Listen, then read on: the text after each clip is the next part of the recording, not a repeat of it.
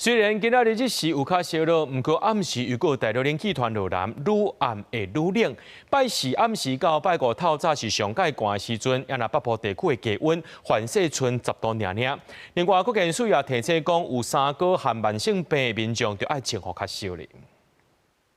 拜四日時出日頭溫度回升，有較燒熱，不過拜四的暗開始，閣要變天啊。氣象署指出，雪落來各大熱冷氣團會落南，愈晚會愈寒，嘛已經針對13個縣市發布低溫特報，尤其拜四暗時到拜五透早會上寒，北部低溫環勢剩10度，迄卡到一直到這個拜六開始，冷空氣才會漸漸減弱。明天週五之前呢，感覺都是偏乾冷的天氣形態，那白天大致上是比較舒適的。夜間清晨就要留意這種低溫的狀況了，那也要適時的調整穿着，尤其到了一入夜的時候，溫度下降的速度蠻快的。氣象署表示，雖然這陣冷空氣較大，水汽較少，不過受到輻射冷卻影響，早暗會較寒。另外，氣象署嘛指出，因為東北風增強，拜四拜五嘛會透強陣風，北部、東南部沿海地區、東南部平地，甚至市區、甲離島，攏會細緻，可能會透8級以上的強陣風。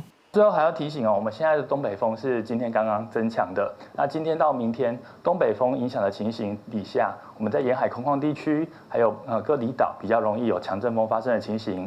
海面上的風浪也都是比較增大。這個風浪比較大的情況，主要是今天跟明天。